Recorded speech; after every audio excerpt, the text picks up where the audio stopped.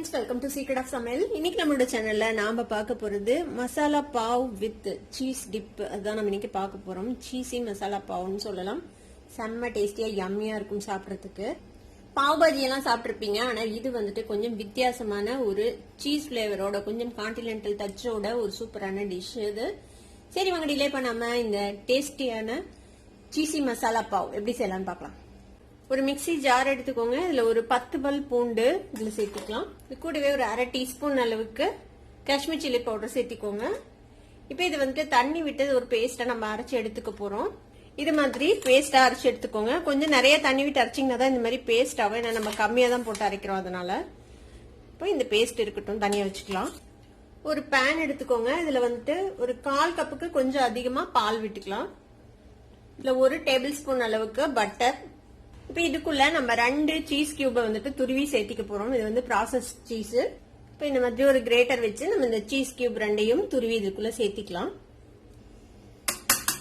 இப்போ 2 சீஸ் கியூபையும் நம்ம இதுல துருவி போட்டாச்சு. இப்போ இதை அடுப்புல வைக்கலாம். இப்போ அடுப்புல லோ ஹீட்ல வச்சுக்கோங்க. இப்போ இது வந்துட்டு நல்லா மெல்ட் ஆக விடலாம். பாத்தீங்கன்னா தெரியும், மெல்ட் ஆக ஆரம்பிக்குது. நம்ம போட்ட அந்த பட்டர், அந்த சீஸ் எல்லாமே.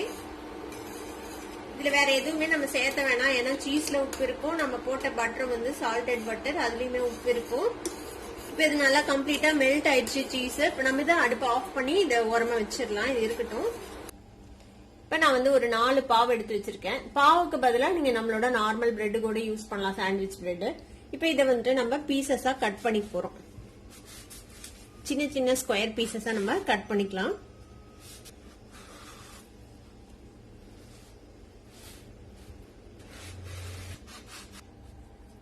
இப்போ இது மாதிரி சின்ன சின்ன ஸ்கொயர் பீசஸா நம்ம கட் பண்ணி வச்சுக்கலாம். எல்லா பாவையும் ஒரு பேன் அடுப்புல வச்சுக்கலாம். இதுல வந்துட்டு கொஞ்சமா எண்ணெய் விட்டுக்கோங்க. ஒரு 1 டேபிள் ஸ்பூன் அளவுக்கு எண்ணெய் சூடாயிடுச்சு. இதுல வந்து கொஞ்சம் சீரகம் சேர்த்திக்கோங்க.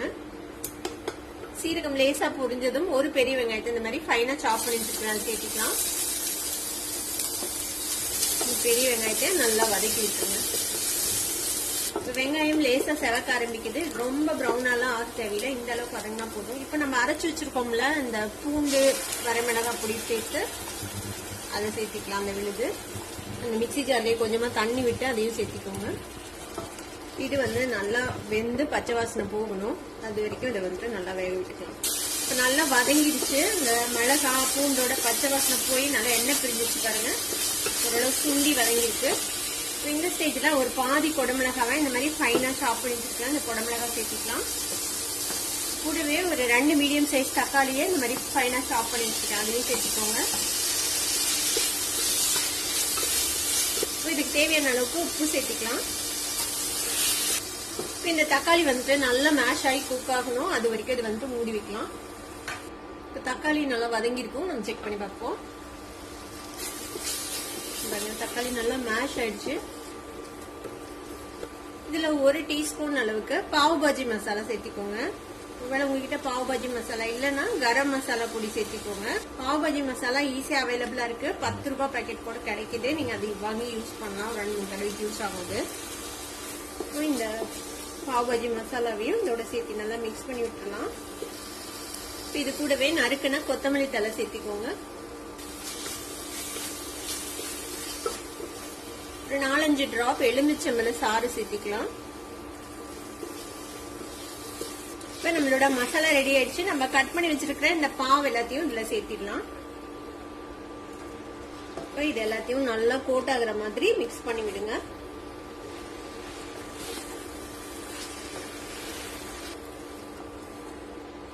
இப்ப உங்களுக்கு பிடிக்கும்னா இந்த ஸ்டேஜ்ல நீங்க ஒரு ஸ்பூன் வந்துட்டு பட்டர் சேர்த்திக்கலாம். பட்டர் இல்லைன்னா நெய் சேர்த்திக்கலாம்.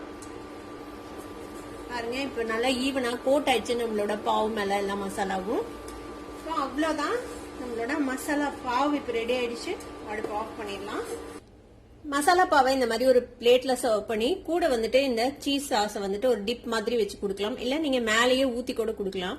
நாம இன்னைக்கு ரெடி பண்ண சாஸ் வந்து கொஞ்சம் ஃப்ளோயியா இருக்குது. உங்களுக்கு வந்துட்டு இன்னும் திக்கா வேணும் அப்படின்னு நினைச்சீங்கன்னா இன்னொரு ஸ்லைஸ் சீஸ் ஆட் பண்ணிக்கோங்க. இல்லைன்னா பாலோட குவான்டிட்டி கொஞ்சம் கம்மி பண்ணிக்கலாம். எனக்கு வந்துட்டு இந்த மாதிரி இருந்தா பிடிக்கும். அதனால நான் இன்னைக்கு கொஞ்சம் ஃப்ளோயியா வச்சிருக்கேன். இந்த சிம்பிளான masala pav with cheese sauce உங்க எல்லாத்துக்குமே கண்டிப்பா பிடிக்கும்.